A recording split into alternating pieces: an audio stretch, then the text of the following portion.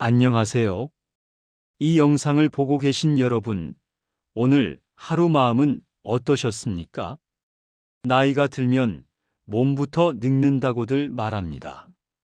하지만 가만히 들여다보면 먼저 늙는 것은 몸이 아니라 마음인 경우가 많습니다. 예전에는 웃고 넘겼을 말 한마디가 마음에 오래 남고 괜찮다고 스스로를 달래보지만 자꾸만 지난 장면들이 떠오릅니다. 하루가 끝나고 누워있으면 몸은 피곤한데 마음은 오히려 더 또렷해져서 이런저런 생각이 꼬리를 물고 이어집니다. 그때 그렇게 말하지 말걸. 왜 나는 아직도 이 모양일까? 앞으로는 또 어떻게 살아가야 할까 하는 생각들 말입니다. 부처님은 이런 마음의 상태를 이미 오래전에 정확히 꿰뚫어 보셨습니다. 부처님은 사람이 늙어서 괴로운 것이 아니라 붙잡아야 할 것과 놓아야 할 것을 구분하지 못해서 괴롭다고 말씀하셨습니다. 지나간 시간을 마음에 묶어두고 아직 오지 않은 미래를 미리 끌어당겨 걱정하며 지금 이 순간의 마음을 쉬게 하지 못하는 것이 진짜 고통이라는 뜻입니다.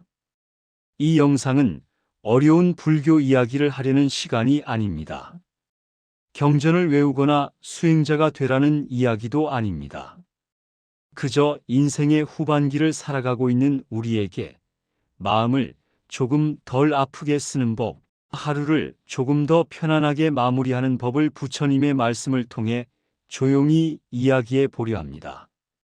이미 충분히 애쓰며 살아오신 여러분께 이제는 마음만큼은 조금 느슨해져도 괜찮다고, 그래도 된다고 말씀드리고 싶습니다. 지금 이 영상을 듣는 이 시간이 누군가에게는 하루 중 가장 조용한 시간이 될지도 모릅니다. 그 조용한 틈에 부처님이 건네신 한마디 말씀이 여러분 마음에 작은 쉼표 하나 놓아주길 바랍니다. 오늘 우리는 마음을 고치려 하지 않을 겁니다. 다만 마음을 이해하는 연습을 함께 해보려 합니다. 그 이해가 쌓일 때 마음은 자연스럽게 스스로를 다스리기 시작하니까요. 부처님은 인간을 이해하기 위해 먼저 마음을 살펴보셨습니다. 왜냐하면 사람이 하는 말과 행동, 선택과 후회, 기쁨과 분노의 뿌리가 모두 마음에서 시작된다는 것을 분명히 보셨기 때문입니다. 우리가 겉으로 보기에는 조용히 앉아 있는 것처럼 보여도 그 안에서는 수많은 생각이 쉬지 않고 움직입니다. 부처님은 이 모습을 두고 마음은 늘 앞서 달려가는 존재라고 말씀하셨습니다. 몸은 지금 이 자리에 있지만 마음은 이미 과거로 가 있거나 아직 오지 않은 미래로 가 있다는 뜻입니다. 우리는 흔히 내 마음쯤은 내가 다스릴 수 있다고 생각합니다. 하지만 실제로는 그렇지 않은 경우가 많습니다. 화를 내지 말아야겠다고 다짐해도 어느새 목소리가 높아지고 이미 끝난 일을 잊으려고 해도 밤이 되면 다시 떠오릅니다. 부처님은 이 점을 아주 솔직하게 말씀하셨습니다. 마음은 길들여지지 않은 말과 같아서 끌고 가려 할수록 더 날뛰기 쉽다고 하셨습니다. 그래서 마음을 다스린다는 것은 억지로 끌어당기는 일이 아니라 먼저 그 움직임을 알아차리는 일이라고 하셨습니다. 특히 나이가 들수록 마음은 더 예민해집니다. 젊었을 때는 바쁘다는 이유로 흘려보냈던 감정들이 이제는 또렷하게 느껴집니다. 서운함도 깊어지고 외로움도 분명해집니다. 부처님은 이런 마음의 변화를 자연스러운 흐름으로 보셨습니다.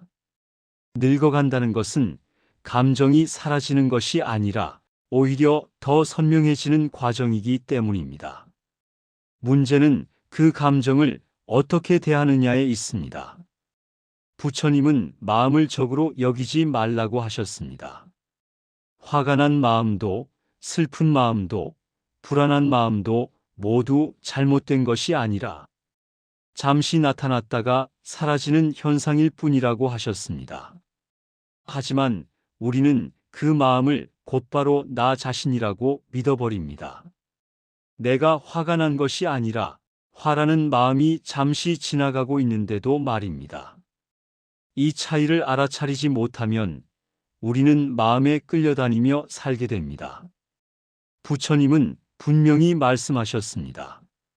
마음을 모르면 인생이 흔들리고 마음을 알면 인생이 조용해진다고 말입니다.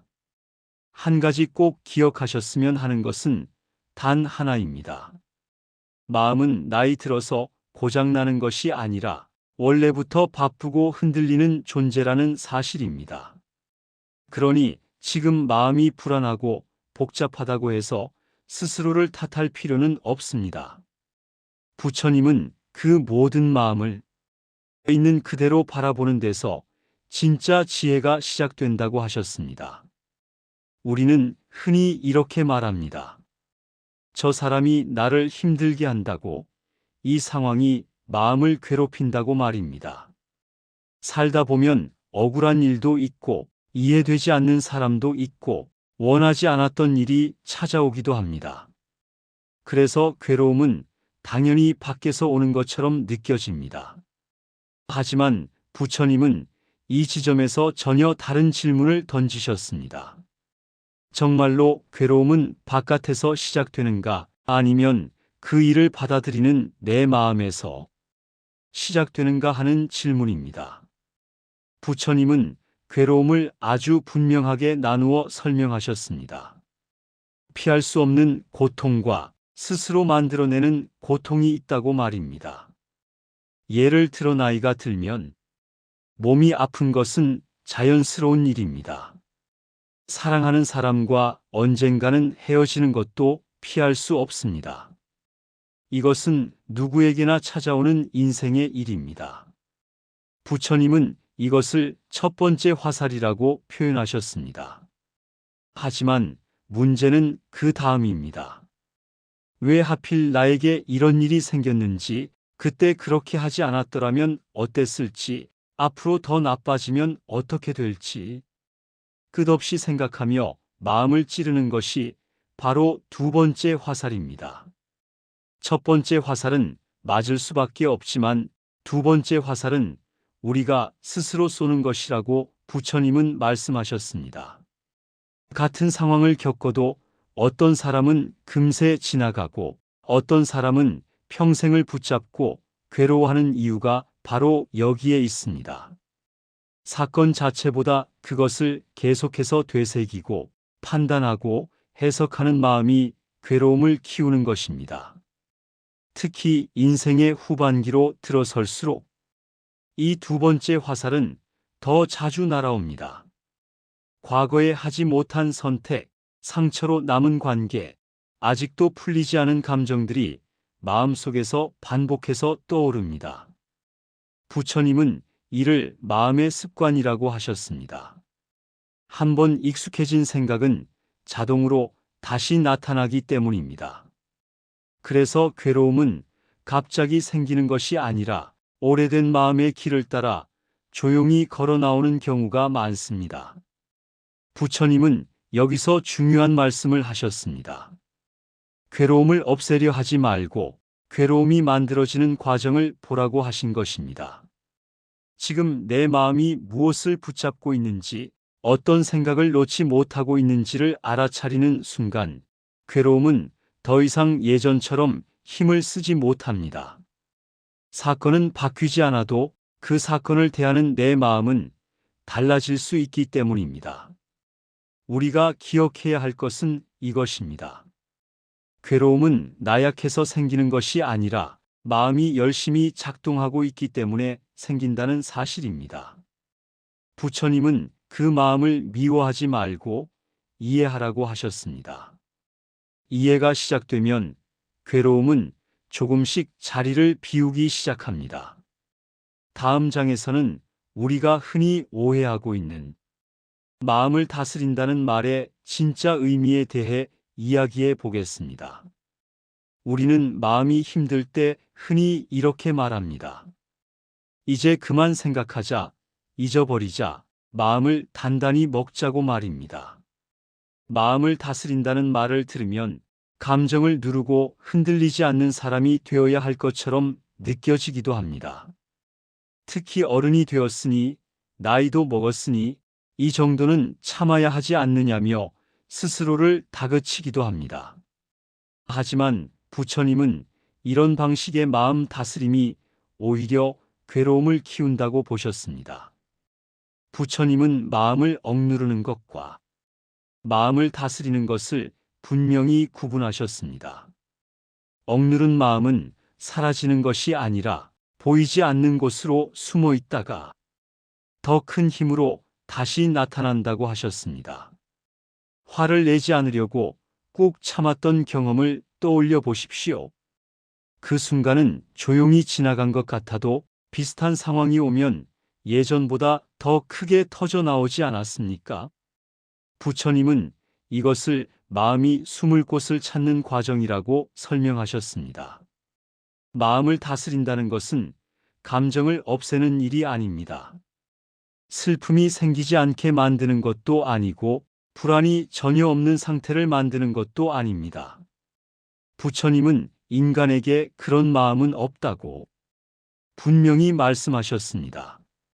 다만 그 마음에 끌려다니지 않는 법은 배울 수 있다고 하셨습니다. 그 차이는 아주 미묘하지만 인생에서는 큰 차이를 만들어냅니다. 예를 들어 화가 올라올 때 우리는 보통 두 가지 반응을 합니다. 하나는 그대로 터뜨리는 것이고 다른 하나는 꾹 참는 것입니다. 하지만 부처님이 말씀하신 길은 그 사이에 있습니다. 화가 올라오는 것을 있는 그대로 바라보는 것입니다. 지금 내 마음에 화라는 감정이 일어나고 있구나 하고 알아차리는 순간 우리는 이미 화와 한 발짝 떨어져 서게 됩니다. 그때부터 마음은 조금씩 진정되기 시작합니다. 특히 나이가 들수록 우리는 스스로에게 더 엄격해집니다. 이 정도 나이가 되었는데 아직도 이런 감정을 느끼는 내가 한심하게 느껴질 때도 있습니다. 하지만 부처님은 마음의 나이는 없다고 하셨습니다. 마음은 늘 같은 방식으로 반응할 뿐이며 그것을 어떻게 대하느냐가 달라질 뿐입니다. 그러니 지금 마음이 흔들린다고 해서 내가 부족해서 그렇다고 생각할 필요는 없습니다. 그러니 꼭 전하고 싶은 말은 이것입니다. 마음을 다스리겠다고 마음과 싸우지 마십시오. 마음은 이겨야 할 대상이 아니라 이해해야 할 대상입니다. 부처님은 마음을 친구처럼 대하라고 하셨습니다. 친구가 힘들어할 때 혼내기보다 이야기를 들어주듯이 말입니다. 부처님이 가장 중요하게 가르치신 마음 다스림의 첫 번째 실제 방법, 바로 알아차림에 대해 더 깊이 이야기해 보겠습니다. 부처님이 마음을 다스리는 가장 기본이자 가장 중요한 방법으로 말씀하신 것은 알아차림입니다. 불교에서는 이것을 사띠라고 부르는데 어렵게 들릴 필요는 없습니다. 알아차림이란 지금 내 마음과 몸에서 일어나고 있는 일을 있는 그대로 알아보는 것입니다. 바꾸려 하지도 않고 옳고 그름을 따지지도 않은 채 그저 알아보는 것입니다. 우리는 보통 마음이 불편해지면 빨리 그 상태에서 벗어나고 싶어 합니다. 그래서 다른 생각으로 덮어버리거나 괜찮은 척하거나 스스로를 다그칩니다. 하지만 부처님은 그런 방식이 마음을 더 지치게 만든다고 보셨습니다. 마음은 들여다보지 않으면 사라지지 않고 오히려 더 크게 존재감을 드러내기 때문입니다. 알아차림은 아주 사소한 것에서 시작됩니다. 예를 들어 가슴이 답답해질 때, 괜히 짜증이 날 때, 이유 없이 마음이 가라앉을 때 그 순간을 그냥 지나치지 않는 것입니다. 아, 지금 가슴이 좀 답답하구나. 아, 지금 마음이 무거워지고 있구나 하고 조용히 말해보는 것입니다. 그렇게 알아차리는 순간 마음은 더 이상 혼자 폭주하지 못합니다. 누군가 지켜보고 있다는 사실만으로도 마음은 속도를 늦춥니다. 부처님은 알아차림을 등불에 비유하셨습니다. 어두운 방에 불을 켜면 어둠과 싸우지 않아도 방은 밝아집니다. 어둠을 밀어내려 애쓸 필요도 없습니다. 불이 켜지는 순간 어둠은 자연스럽게 물러납니다. 마음도 마찬가지입니다. 불안이나 분노를 없애려고 애쓰지 않아도 그것을 알아차리는 빛이 켜지면 마음은 이미 달라지기 시작합니다. 특히 인생의 후반기로 갈수록 알아차림은 더 큰 힘을 발휘합니다. 예전처럼 환경을 바꾸기 어렵고 사람을 바꾸기도 쉽지 않은 시기이기 때문입니다. 하지만 마음을 바라보는 시선은 언제든 바꿀 수 있습니다. 몸이 예전 같지 않아도 마음을 알아차리는 힘은 오히려 더 깊어질 수 있습니다. 알아차림은 특별한 시간에만 하는 수행이 아닙니다. 설거지를 하면서, 산책을 하면서, TV를 끄고 혼자 앉아 있을 때도 가능합니다. 지금 숨이 들어오고 나가는 것을 느껴보고 몸의 긴장이 어디에 있는지 살펴보는 것만으로도 충분합니다. 부처님은 하루에 단 한순간이라도 마음을 알아차린다면 그 하루는 헛되지 않다고 하셨습니다. 단 한 가지 기억하셨으면 합니다. 마음을 고치려고 애쓰지 않아도 괜찮다는 말입니다. 마음을 바꾸는 가장 빠른 길은 마음을 있는 그대로 보는 데서 시작됩니다. 하물며 사람을 가장 힘들게 하는 문제, 바로 집착에 대해 이야기해 보겠습니다. 살다 보면 마음이 유난히 무거워지는 순간이 있습니다. 특별히 큰일이 생긴 것도 아닌데 괜히 숨이 막히고 생각이 한 곳에 걸린 듯 빠져나오지 못할 때가 있습니다. 부처님은 이런 상태를 두고 마음이 무언가를 꽉 붙잡고 있을 때라고 말씀하셨습니다. 그리고 그 붙잡음의 이름을 집착이라고 하셨습니다. 집착이라고 하면 흔히 나쁜 것, 욕심 많은 사람의 이야기처럼 느껴지기도 합니다. 하지만 부처님이 말씀하신 집착은 아주 일상적인 것입니다.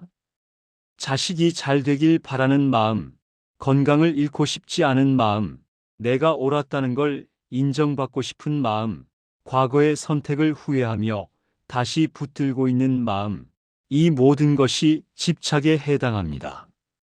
문제는 그 마음이 있다는 것이 아니라 그것을 놓지 못하고 마음속에서 계속 쥐고 있다는 데 있습니다. 특히 인생의 후반기로 갈수록 집착은 더 교묘해집니다. 젊을 때는 앞만 보고 달리느라 느끼지 못했던 감정들이 이제는 하나하나 또렷하게 떠오르기 때문입니다. 자식의 삶이 내 뜻대로 되지 않을 때, 예전만큼 몸이 따라주지 않을 때, 관계에서 점점 밀려난다고 느낄 때, 마음은 자연스럽게 무언가를 붙잡으려 합니다. 부처님은 이것을 잘못된 반응이라고 하지 않으셨습니다. 다만 그 붙잡음이 괴로움을 만든다고 분명히 말씀하셨습니다.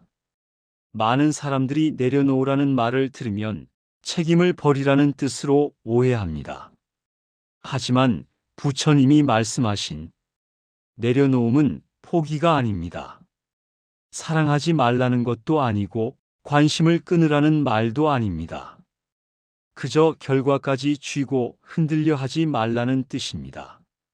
내가 할 수 있는 만큼 최선을 다했다면 그 다음은 마음에서 한 발 물러서는 연습이 필요하다고 하셨습니다.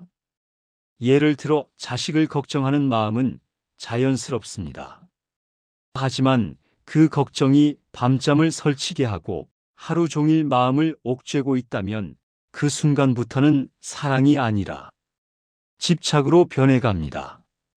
부처님은 사랑은 상대를 살피게 하지만 집착은 나를 무너뜨린다고 하셨습니다. 이 차이를 알아차리는 것이 내려놓음의 시작입니다. 집착을 내려놓는 가장 좋은 방법은 억지로 손을 펴는 것이 아닙니다. 이미 쥐고 있는 손을 보며 내가 무엇을 이렇게 꽉 잡고 있는지를 알아차리는 것입니다. 아, 내가 지금 이 생각을 놓지 못하고 있구나.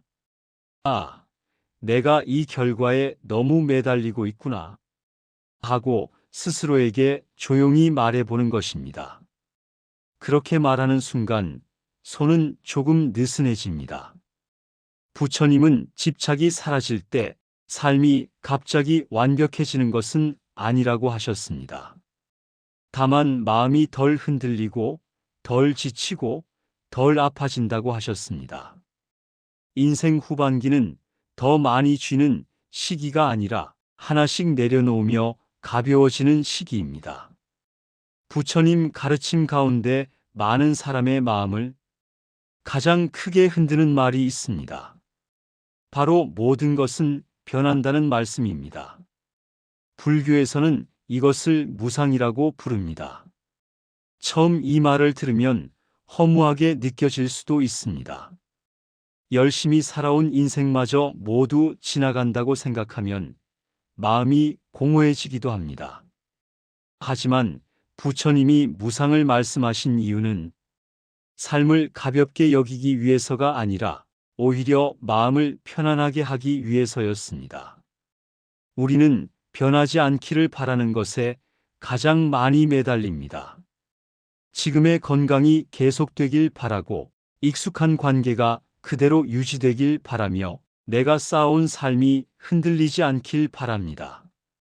하지만 부처님은 이 세상에 변하지 않는 것은 하나도 없다고 분명히 말씀하셨습니다. 몸은 변하고 마음도 변하고 생각도 변하고 관계도 변합니다. 이 사실을 모른 채 살면 변화가 찾아올 때마다 우리는 크게 흔들릴 수밖에 없습니다. 특히 인생의 후반기로 갈수록 무상의 가르침은 더 가까이 다가옵니다. 예전 같지 않은 몸을 느낄 때, 주변 사람이 하나둘 떠날 때, 나의 역할이 줄어든다고 느낄 때, 마음은 자연스럽게 불안해집니다. 부처님은 이런 불안을 부정하지 않으셨습니다. 다만 그 불안의 뿌리가 무엇인지를 보셨습니다. 변하는 것을 변하지 않게 만들고 싶어 하는 마음, 그 마음이 바로 괴로움의 근원이라고 하셨습니다. 무상을 받아들인다는 것은 체념하라는 말이 아닙니다.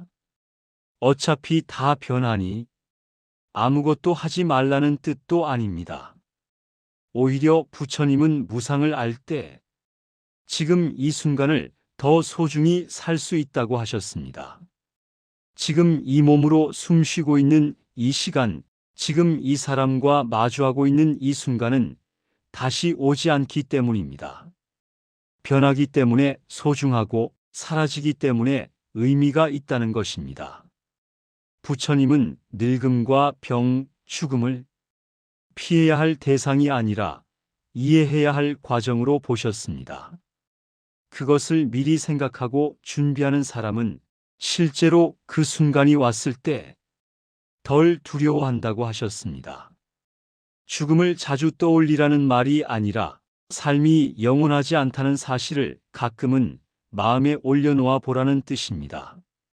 그러면 사소한 일에 덜 집착하게 되고 쓸데없는 다툼도 줄어듭니다. 변하는 것을 막으려 할수록 마음은 더 아파집니다. 변하는 것을 자연스러운 흐름으로 받아들일 때 마음은 오히려 안정됩니다. 부처님은 강물 위에 집을 짓지 말라고 하셨습니다. 흐르는 것을 인정하면 우리는 조금 더 단단한 땅 위에 마음을 둘 수 있습니다. 이제 그 단단한 마음을 만드는 또 하나의 중요한 가르침, 나 자신에게 자비를 베푸는 법에 대해 이야기해 보겠습니다. 살다 보면 남에게는 관대하면서도 유독 자신에게만은 냉정해지는 경우가 많습니다. 특히 인생의 후반기로 갈수록 이런 마음은 더 강해집니다. 이 나이에 아직도 이런 생각을 하는 내가 부족해 보이고 예전보다 느려진 자신이 못마땅하게 느껴지기도 합니다. 잘해온 것보다 못한 것들이 더 먼저 떠오르고 이미 지나간 선택들을 자꾸 되돌아보며 스스로를 책망합니다. 부처님은 이런 마음을 아주 안타깝게 바라보셨습니다. 부처님은 세상에서 가장 먼저 자비를 받아야 할 존재는 바로 자기 자신이라고 말씀하셨습니다. 우리는 평생 가족을 위해, 직장을 위해, 책임을 다하기 위해 애쓰며 살아왔습니다. 그 과정에서 수없이 참고 견디며 자신을 뒤로 미뤄왔습니다. 그런데 인생의 속도가 느려진 지금, 그동안 쌓아온 피로와 감정들이 한꺼번에 올라오니 마음이 버거워지는 것은 어쩌면 당연한 일입니다. 자비라고 하면 남을 불쌍히 여기는 마음만 떠올리기 쉽습니다. 하지만 부처님이 말씀하신 자비는 판단을 내려놓고 그대로 바라보는 마음입니다. 잘했든 못했든 옳았든 틀렸든 먼저 나를 있는 그대로 인정하는 것입니다. 지금 이 모습의 나도, 그때의 선택을 했던 나도 그 순간 나름의 최선을 다했다는 사실을 스스로에게 말해주는 것입니다. 많은 분들이 이렇게 생각합니다. 자신에게 너그러워지면 더 나태해질까봐, 더 발전하지 못할까봐 걱정된다고 말입니다. 하지만 부처님은 그 반대라고 하셨습니다. 자비가 없는 마음은 쉽게 지치고 쉽게 무너진다고 하셨습니다. 자신을 계속 채찍질하는 사람은 오래 버티지 못합니다. 반대로 자신을 이해하는 사람은 다시 일어설 힘을 얻게 됩니다. 하루에 단 한 번이라도 스스로에게 이렇게 말해 보십시오. 오늘도 여기까지 잘 왔다고, 이 정도면 충분히 애썼다고 말입니다. 처음에는 어색하고 쑥스러울지도 모릅니다. 하지만 부처님은 그 말 한마디가 마음의 상처를 덜 아프게 만든다고 하셨습니다.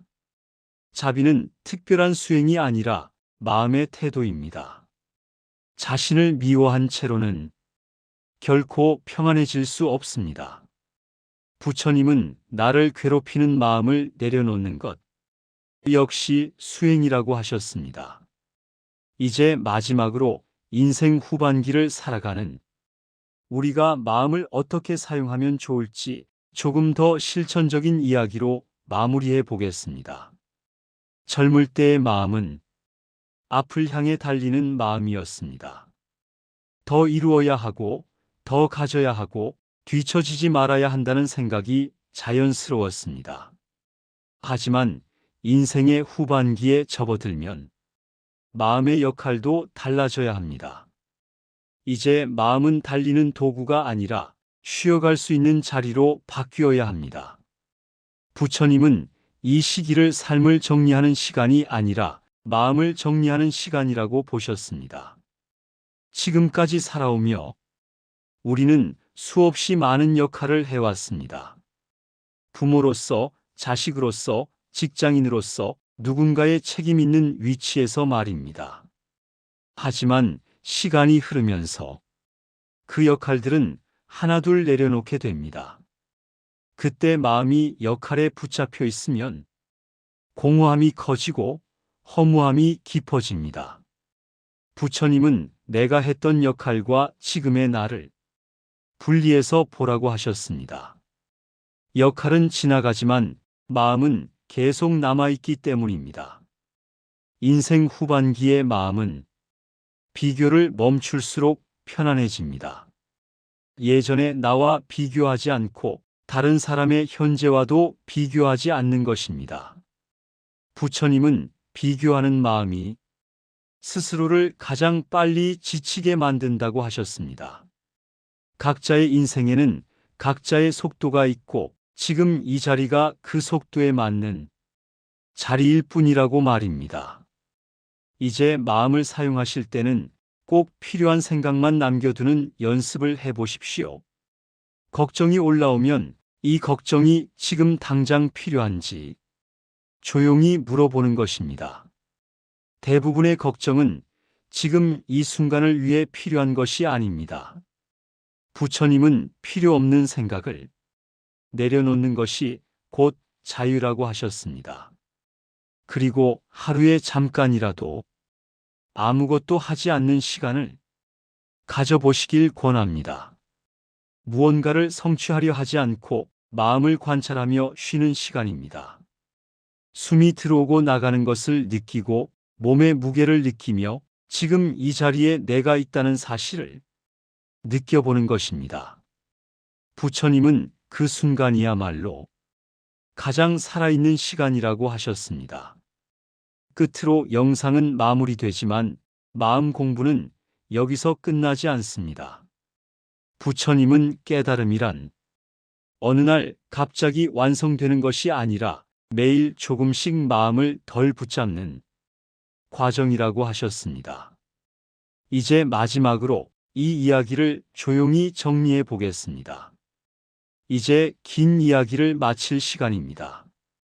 이 시간을 통해 마음이 완전히 달라지기를 기대할 필요는 없습니다. 부처님도 마음은 하루아침에 바뀌지 않는다고 말씀하셨습니다.